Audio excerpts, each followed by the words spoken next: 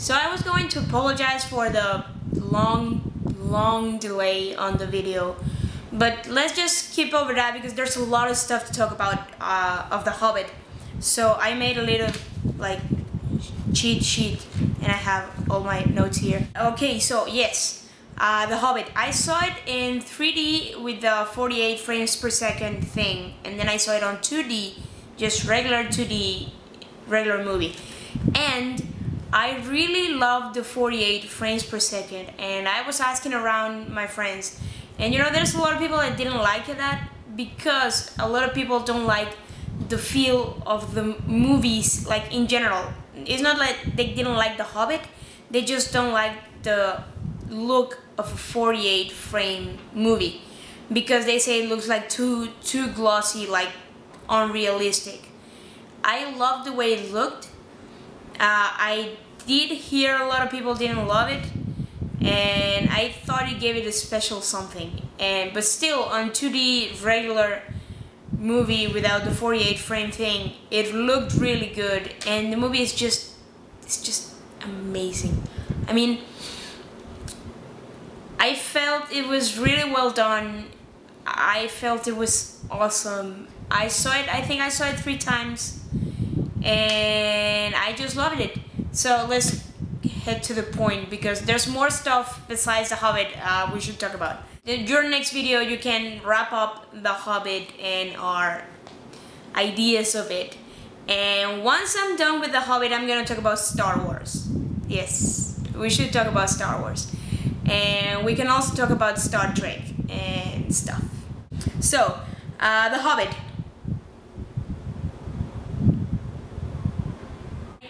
Killy, and big disclaimer, spoiler alert, if you haven't seen the movie by now, I don't know how this would matter, but still, spoiler alert, we're gonna talk about movies. Okay, so Killy, yes, he gets a lot of screen time, like a lot, like ridiculously amount of screen time. If I remember correctly, I haven't read The Hobbit in a while, and I'm gonna rely with you for this. And spoiler alert for all of those who haven't read the books either. Doesn't Killy die at the end? So if he does, or if they're planning to kill him, even if he doesn't in the book, then that would give us the reason why he's appearing so much on screen. See, you need people to connect with him, and out of 13 dwarves, you need people to interact with the good-looking one. I think it's like, you know, Hollywood kind of thing. You need those motifs for people to feel related to a character, because if you only have 13 dwarves who get the same amount of screen time, you won't remember them all. This way you get one who represents the dwarves, and if you kill him at the end, then it'll be more dramatic because people will have feelings for this character and they will feel the death closer to them.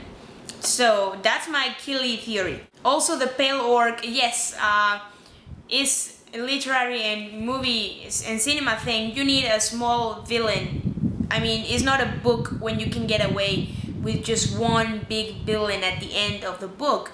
You have to have these little bad guys and these little obstacles to move the story forward, to make things more interesting. You need to have those small fights. I'm also expecting them to maybe put the elves in the second movie as the bad guys, since, you know, they capture them and stuff. Maybe explore a little bit more of the mean side of the elves, and because we do need a small bad guy for the movies to keep the story moving forward, because otherwise it's just a lot of walking and singing songs, which is a lot of fun, singing songs. And by the way, I love how they did, like, they tell the story and then they show you the story.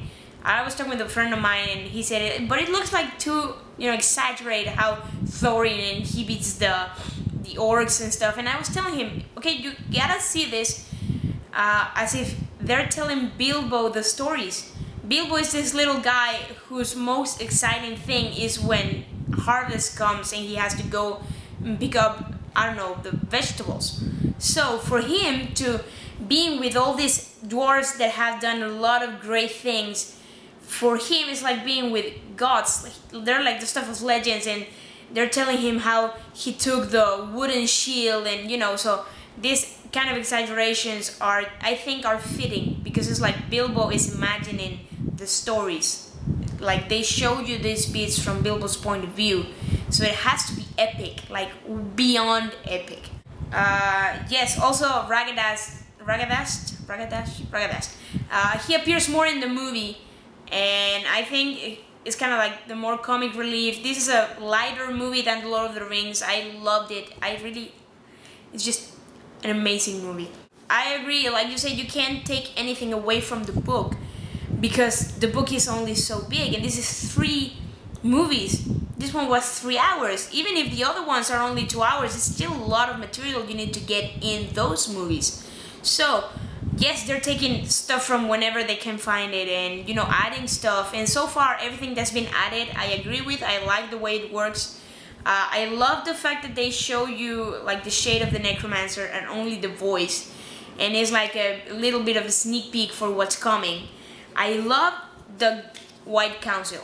I mean, it's just amazing. Galadriel and Gandalf and Saruman and Elrond is just so mind-blowing, because you get all the expectation for the next one, or the third one, when they finally fight the necromancer. And I am expecting them to show everything that happens while Gandalf's away. And what I'm thinking they'll do is they're gonna handle it a bit like Two Towers. You know, like a chunk of story with Gandalf, a chunk of story with Bilbo and the dwarves. And yes, you were saying if they were gonna mash the battles at the end. Yes, I think they're gonna do this. Like, it's a great way of telling a story, and it builds up the excitement, because you know, in a battle you get all the blood and the stuff, and it's really intense. But if you only show one battle, you kind of lose the excitement for the other battle when it comes. So I'm expecting like to make a lot of bits, kind of like Return of the King or Star Wars Episode 3, I think, when they're building the Empire and another party is dying, or The Godfather when they're baptizing the kid and then they're killing all the mobsters. You need to have those like bits of story put together, so they keep you, like, the pace is faster and they keep you interested. I love the movie. There's a bit of, oh yeah, the big issue that comes up with really like purists is the Gandalf Galadriel thing. And like I told my friends, this is a Hollywood movie. Yes, it's an adaptation of a book, but it's the same that happened with Aragorn in Arwen. You need a love story, even if it's a fictional one. Like, okay, let me rephrase. Even if it's not really a love story, you need something that smells of romance, even if it's not. I really like the way they did it. They don't show it as a romance, but of course people will think it's a romance even if it's not. People have to remember that the elves, and especially Galadriel, she's really wise and kind and like peaceful, and so she's trusting Gandalf. She's trusting Gandalf's judgment, and you know that he knows what to do. So I really like the way they play it out on screen. I don't know if I'm making myself clear. Yeah, I like the way they play it out on screen, so that people who don't really know, they'll think there's a romantic interest going on. But if you really pay attention, there's nothing going on. It's just like really soft and melodic, and kind of like what a healer session would be. Like, this is soothing, peaceful before you go out into the unknown. And I really liked it, and I have no complaints whatsoever about the movie. It's 3 hours long, and it doesn't feel like 3 hours long. When you're done, it's like, whoa, is it over already? It's really intense. It really does make you want to see the next one, and the next one is going to be a year away. So yeah, Star Wars. And we talked about Disney buying Star Wars. We talked about how they say there was going to be an episode 7, and they were still in talks about directors and stuff. But the big news, and it's been about 2-3 weeks since they say, well, J.J. Abrams is going to be the director. I'm sure you know. If anyone watches these videos, maybe they know. J.J. Abrams, For me, J.J. Abrams is the next Steven Spielberg. He's awesome with science fiction. He knows his aliens. He knows his sci-fi. He's done a terrific job with Star Trek, and which is bothering some of the hardcore Star Wars fans that he's done Star Trek and now he's doing Star Wars. I have no problem whatsoever with that, because he's a really big Star Wars fan. It's like if I was a good filmmaker, like if I really had talent in that and I made Star Wars, I know Star Wars. I would do my best to honor George Lucas's work. So J.J. Abrams is a huge Star Wars fan. I mean, in Super 8 you have this little like Millennium Falcon or TIE fighters at the end of the boys' room. That's not a coincidence. He likes Star Wars. And I know how people just go crazy about the small announcements and they build up on nothing. Like the announcement was last week, Disney said they were gonna make 2 standalone films, which is awesome.